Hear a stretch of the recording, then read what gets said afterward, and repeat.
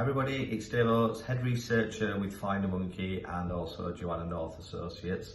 I just wanted to do a quick video today about a new programme that's just come up on BBC iPlayer. It's called Split Up in Care, Life Without Siblings, and it follows a guy who grew up in care and wasn't brought up with any of his family, and how that's, how he feels that's affected him. But he also talks to other people who've been through a similar process and how that's affected them. What's really interesting about it is he talks a lot about from his point of view, a fundamental need to know who you are as a person and how that information is informed by the people that you are related to by blood. It's really important, to get a grounding and connection to those people. That's not to be said, it's not the case for everybody, but certainly people who come to us are looking for something, and it can be hard to pinpoint what that is. But I think for a lot of people, particularly adoptees, when we're dealing with them, will be curious about their birth family because they will want to know who they look like, who they take after. And although you might have a great adoptive family, for instance, you will perhaps not be able to sort of see physical traits in them, and there might be aspects of your personality that you think must come from somewhere, but you just don't. Those things don't connect necessarily with adoptive parents or family that aren't, biologically related to you. So that's I guess that's why we exist as an organisation. We help people get answers to those types of questions. And we had a case this week which was I thought was quite interesting because it really it speaks a lot about what we do. We had a guy who came to us. He knew he had a daughter many years ago now, but he had a daughter and he'd separated from the mum and she'd got married, and his perception was that his daughter had another life and he didn't feel that he could intrude on that or make contact with her. But I guess as people get older, they feel they might want to just reach out and let somebody know that they're there and that they're interested. Something he chose to do, and he chose to use our service to do that. When we found and contacted his daughter, she'd actually been looking for him pretty much her whole adult life, but she had no information about him. So she didn't know his name or anything to be able to actually find him. So she'd been looking for information. So when we contacted her, she was absolutely overwhelmed in a good way that he had finally reached out to her, because without him doing that, she could never have found him.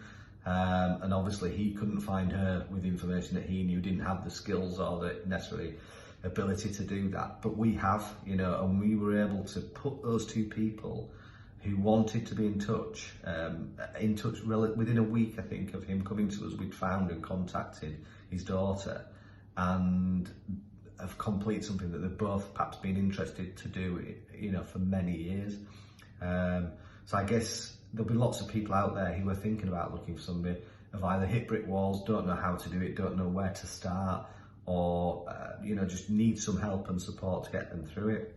That's exactly, I guess, what we're here for, and that case really highlighted it to me this week. The other thing that I wanted to talk a little bit about today was dealing with difficult information. We have meetings all the time about the work that we do, the influence that we have, and dealing with sharing difficult information.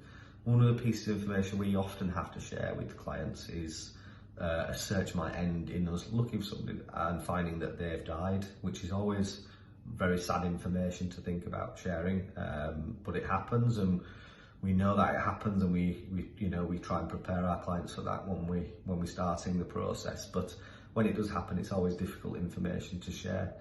But also we talked about difficult information being not always of a negative nature. Sometimes people prepare themselves and expect the worst in a search, but when we find somebody and contact them and they want to be in touch, people can often find that difficult to deal with as well, because perhaps they had prepared themselves for a much worse outcome, and then they start to worry about how they get in contact and what that person's going to think of them, and all these other questions that might start coming up. And I guess that's why our intermediary service, generally speaking, works so well, because that's what we're there to do. We're sort of virtually holding our client's hand through the process, but when we get in contact with the subject of the search, that we're doing the same with them. And when we put people in touch, we've hopefully answered a lot of these challenging questions that people are bringing up for themselves.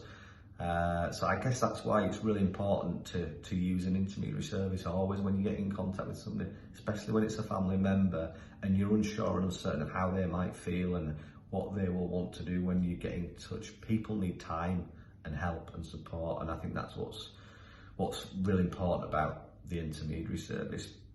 That's it for today, guys. Hopefully we'll be back next week with another video. I'll be telling you about what's been going on here in the last week or so, and just highlight anything that's cropped up that I think is interesting to talk about. If you do have any questions, please send them in. The BBC show on the iPlayer that I mentioned, hopefully we'll be able to put a link in the notes for you, so you can have a look and watch that. It's a really good show, actually. So I'd recommend you go watch that if it's the kind of thing you're interested in. But thanks for watching, and I'll see you next time.